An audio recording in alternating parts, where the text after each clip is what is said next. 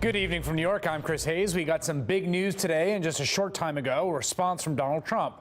With just 22 days left until Trump becomes president, the Obama administration taking steps to punish Russia for allegedly orchestrating a state-sponsored hacking campaign that both the CIA and the FBI say was designed in part to help Trump win the election.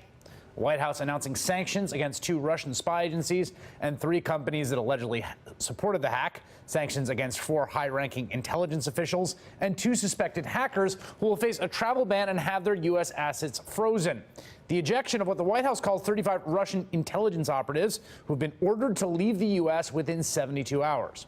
The shutting down of 2 Russian-owned compounds, one in New York and one in Maryland, and the release of evidence of Russian cyber activity, including the network addresses of computers allegedly used by Russians to launch hacking attacks. The White House has indicated its response could go beyond those announced today and potentially include covert operations. In a statement blaming the highest levels of the Russian government for the attack, President Obama said, quote, "All Americans should be alarmed by Russia's actions." The State Department, meanwhile, said the U.S. steps came in response not just to hacks, but in response to a pattern of harassment of U.S. diplomats abroad in Russia, including arbitrary police stops, physical assault, and the broadcast on state TV of personal details about our personnel that put them at risk. We have much more on this story, including a reaction from congressional Republicans, the Russians, and Donald Trump himself. First, we want to get an update on the latest from NBC News Pentagon correspondent Hans Nichols. Hans, why today, why now, and why this? Well, they've been building this towards this for a long time. And the answer to the why this is that the White House finally settled on something they thought the public response, at least, was going to be proportional. And that is they wanted to escalate, but they didn't want to escalate too far. So when you look at the universe of sanctions, it's really a suite of sanctions, right? You mentioned the individuals, the institutions, then the persona non grata declaration for those 35 intelligence officers. You know, the one that sort of I find most intriguing is the sanctions on the 4 individuals. These are high-ranking, and the chief and then his 3 deputies of the GRU, which is their intelligence agencies. That's interesting to me, Chris, because in the past we've heard from President Obama that he thinks sanctions against Russians, if not toothless and if not useless, sometimes don't actually modify behavior. So that's the one that I have the most question about. And then the other question we have is what's more to come? Because as you mentioned, there's a very clear hint from the president that we could have more action. It could be covert action, and it could be something that the president nor anyone in his administration never acknowledges. Chris? All right, Hans Nichols, thanks for that update. Appreciate it. Part of the Russian response today involved mockery of the outgoing Obama administration, one Russian political leader comparing the administration to, quote, political corpses. The Russian embassy in the UK tweeting out a picture of a duck with the word lame in all caps written across it. Today on MSNBC, meanwhile, GOP Congressman Trent Franks suggested that if the Russians did successfully commit criminal theft and political sabotage, it was a public service for Americans. The bottom line, if they succeeded, if Russia succeeded in giving the American people information that was accurate, then they merely did what the media should have done. Top congressional Republicans are signaling support for today's actions while also simultaneously attacking the Obama administration.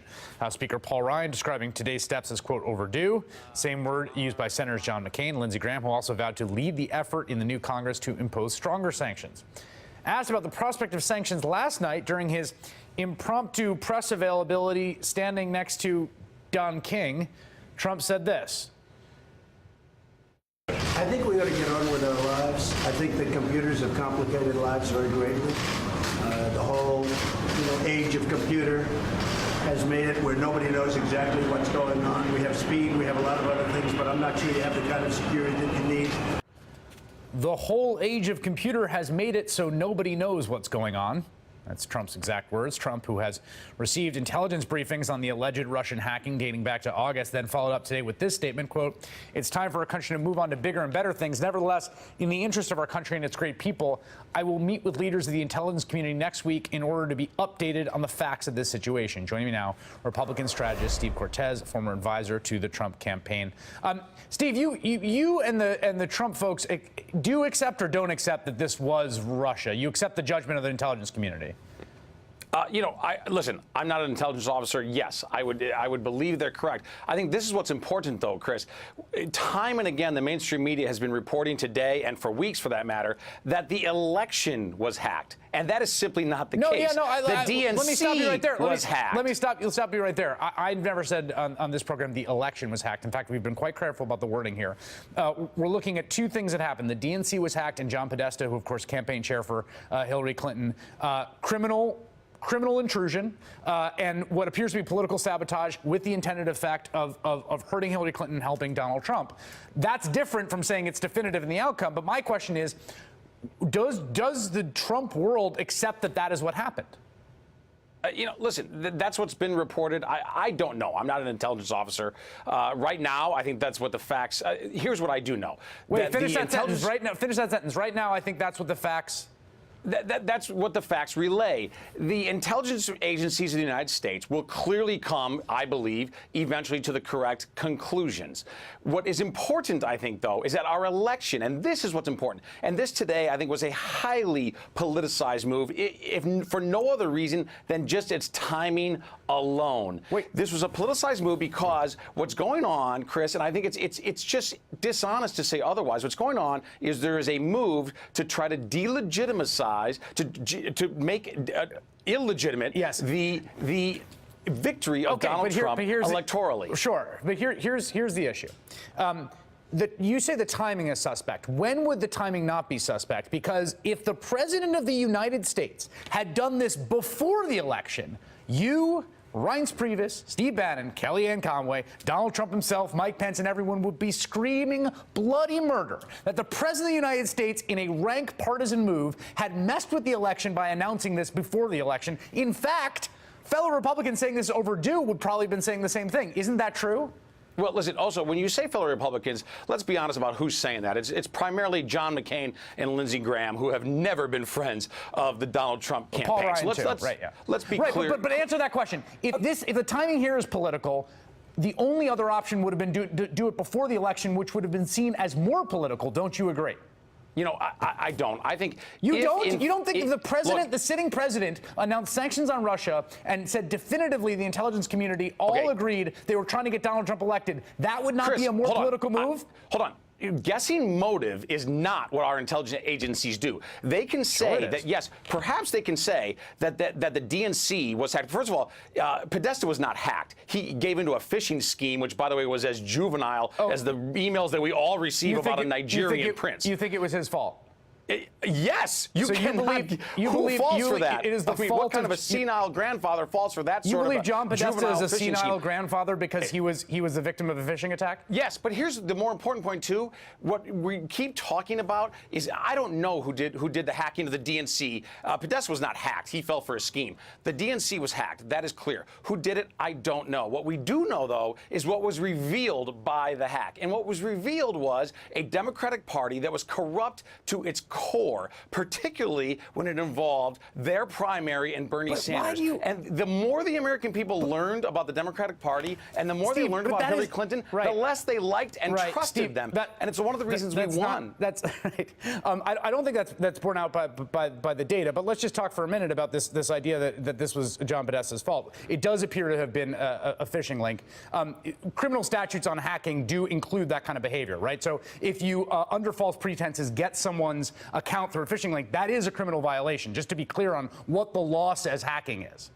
Sure. Listen, I'm not saying that it was the act of a gentleman, right, to steal his emails. But my point is, So then the question becomes: Is there any methodology of obtaining information that you think would invalidate it? Right. So if gunmen showed up at Trump Tower today, took everyone hostage, broke in and stole a bunch of documents, but the documents were interesting, you'd be cool with all of us reading them, right? No, I clearly would not. And listen, cyber hacking cybersecurity in general is a major issue of national security for the United States, from Russia, from China, from a host of nations, and I think we have been feckless in our response to that, and not just this administration, but the previous administration under George W. Bush. So I am heartened that we're going to take this seriously, but it's also just as important, I think, in a political season with a president-elect to not try to in any way act as though these revelations make his victory any less legitimate. Well, and if anything, I think the statement, what was revealed the true nature of the opposition he was running against. I do think the statement of the president was pretty narrowly tailored on that. Steve Cortez, I appreciate your time tonight, man. Thank you. Thank you, Chris. Joining me now, Missouri Secretary of State and 2016 Democratic Senate candidate Jason Kander. Your reaction to today's events? Well, it's pretty upsetting when it turns out that the president-elect is either not sure how computers work or is just using some sort of feigned ignorance about computers and claiming he thinks they hack themselves to excuse himself from having to accept the facts or listen to the American intelligence community. Do you think, to Steve Cortez's point, I saw some polling from YouGov about 50% of Hillary Clinton voters thinking that Russians had actually tampered with the voting files, right? Which is not true, or there's no evidence of that whatsoever. That's not what is on the table. Do you think there is legitimate concern from the Trump folks, from others, that Democrats are playing this up too much? It is an attempt to delegitimize, and they're ramping up the rhetoric to an unhealthy level? What really worries me is the Trump camp's perception that this is somehow just a part of American partisan politics.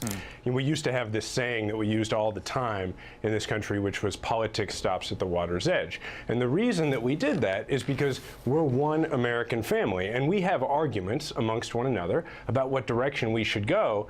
But it's sort of like if you were arguing with your kid brother or your kid sister, and then somebody from another house in your neighborhood came in to try and beat them up.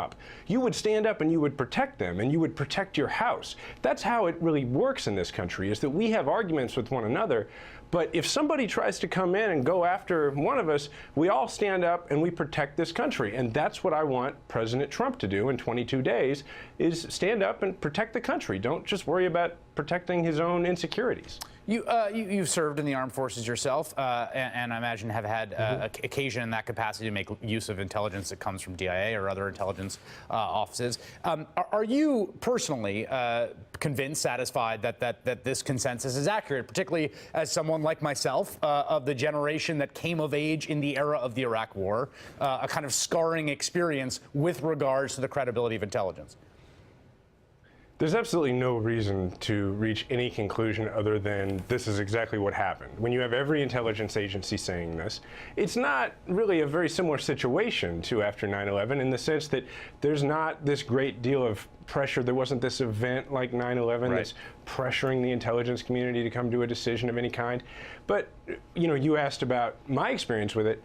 I actually view it from the perspective of somebody who, you know, I'm a former Army intelligence officer, and in 2006, I was in Afghanistan gathering intelligence, risking my life, going into rooms that, you know, there were some shady characters in, and I would on occasion have to wonder whether I was going to get out of that room. And there are still people doing that all over the country, or all over the world. And so whether it's Russian hacking or any other kind of intelligence, when the president-elect communicates the idea that he's not interested or doesn't believe in the credibility of that intelligence, I can't imagine how that would have made me feel back when my commander-in-chief at the time, President Bush, if he had said that he wasn't interested in that information, it would have affected the way I felt about it. Yeah, it's a good point. And to that, I mean, the statement from the president-elect today is basically, you know, we know he has been briefed on this, but I'll meet with him next week. There's almost a kind of begrudging quality to the statement.